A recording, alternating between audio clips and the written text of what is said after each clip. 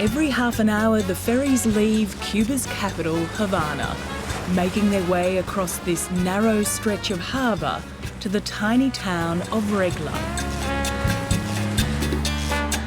In this very Catholic country, I'm searching for a homegrown, popular religion called Santeria. Down every street, along every alley, across the country, you'll find believers. Santeria isn't voodoo, more a faith that's evolved over the centuries, blending beliefs brought from Africa by the slaves and the teachings of Catholic missionaries. Its highly loved and respected priests are called babalawos, and I'm about to consult my very own. Norberto, I've come to you for help. I want to know about my future. Norberto Diaz is one of 3,000 babalawos in Cuba, dispensing advice and comforting the curious and the anxious. And according to him, I've good reason to be worried. I'm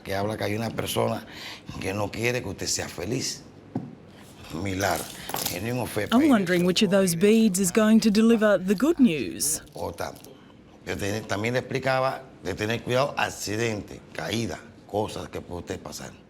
OK, that's about enough. There's just one last thing to ask.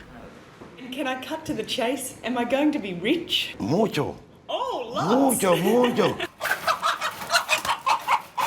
Animal sacrifice is a big part of this religion, but I don't know whether to take it seriously or not, and I need to find someone who can answer some of my questions.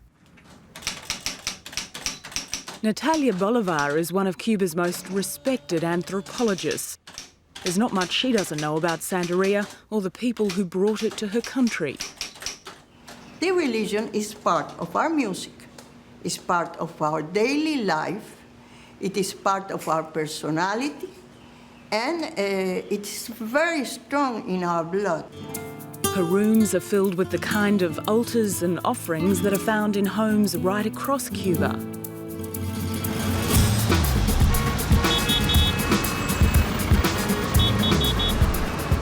Santeria has always been practiced here, but its popularity has soared as the revolution has crumbled and Cubans now display their faith proudly in public.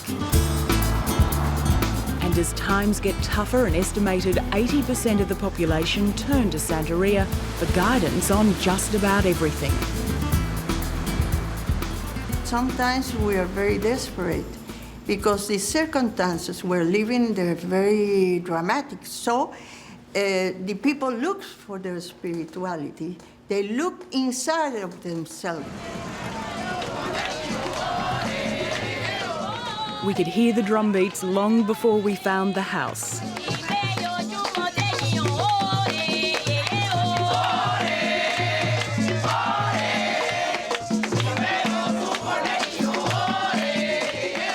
For 37 years, Inés Perez has been a believer, and tonight she's throwing a neighbourhood party for her saint. En las próximas horas viene el esguá. Es una muchacha, un muchacho, un hombre se monta con el esguá. Y ahí el esguá empieza a bailar y te limpia a ti, me limpia a mí, limpia a todo el mundo, porque ese es el hombre más grande de Yoruba, el esguá, el que abre las puertas.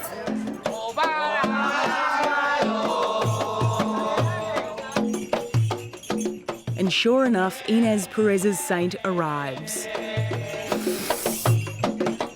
Writhing around the drummers, spitting rum at its audience, cleansing their souls. Inés isn't surprised more Cubans are turning to their saints for help. People here have a lot of faith.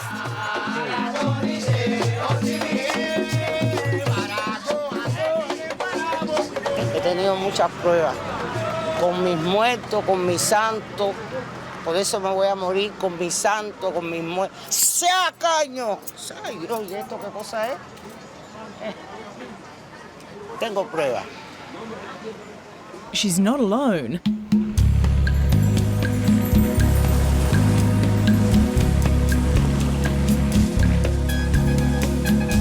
As night falls, we leave the Santeria faithful, heavy with the knowledge that their high priests predict turbulent times, tragedy and crisis, war and flooding.